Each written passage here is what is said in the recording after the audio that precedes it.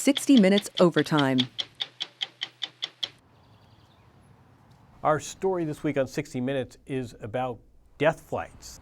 During the Argentinian dictatorship of the 1970s, about 30,000 were disappeared, essentially murdered. Teachers, unionists, media members were thrown out of planes into the Atlantic Ocean. Death flights could be documented and proven.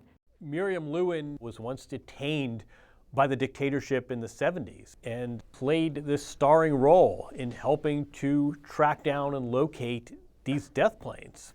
Why would a military resort to this?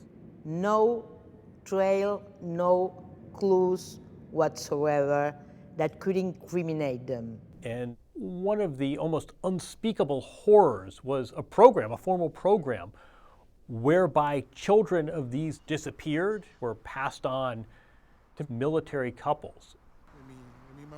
We met Guillermo Perez Rosenblit, who was separated at birth from his biological mother, Patricia, while she was detained in ESMA, a detention and torture facility that was a former Navy school.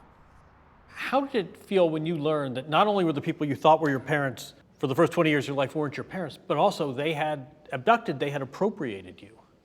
It's a very, very confusing time because it's like all the ties that you have at that moment are cut and you're absolutely alone. ESMA has now been turned into a museum, and the human rights organizations that have stemmed from reconciliation, they're housed at ESMA. Some of these organizations include agencies like the National Archive for Memory that houses source material related to the dictatorship and has been critical for prosecutions. It's also a base for the non-government organization Grandmothers of the Plaza de Mayo. They use DNA testing to identify stolen and missing children from the dictatorship era. They say they found 139 children so far. They estimate hundreds more are waiting to be found. We spoke with the group's president, Estela de Carlotto, in December 2023. President Javier Milei was then president-elect and had not yet taken office. Pero cuanto asuma, vamos a solicitarle que nos reciba porque el Estado es el que nos ayuda económicamente para los gastos muy grandes que tenemos las abuelas y que es la única forma de encontrar los nietos, no solo en nuestro país, sino en el mundo. Javier Milei campaigned on promises of slashing the public budgets. He often campaigned with a chainsaw, and true to his word, he has slashed budgets of all sorts of public agencies.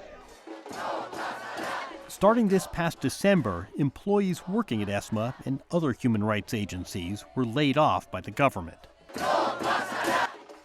Thousands gathered at the former detention site to protest the layoffs, including Miriam Lewin.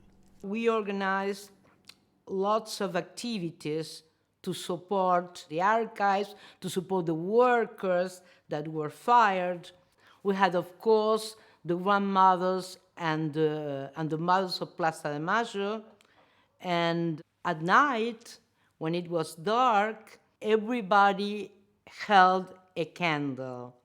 And this was surrounding the Skyvan, the aircraft that was used to perpetrate the death flights. So it was very, very moving.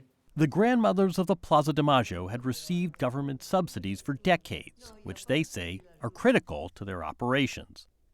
But in early January, Justice Minister Mariana Cuneo Liberona wrote on X that he had cut off all government funding to the grandmothers of the Plaza de Mayo, calling them a con. We reached out to Liberona to ask about the status of these subsidies and didn't receive a response. We also reached out to Human Rights Secretariat Alberto Baños. He did not answer our questions about the layoffs.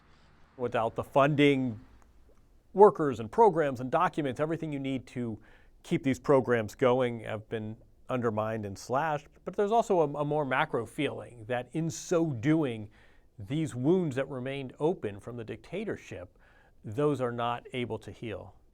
If I could talk to President Milei and Vice President Villarruel, I would ask them to stop this policy of distraction. We have grandmothers looking for their grandchildren. I would ask them for empathy. Please, have some empathy.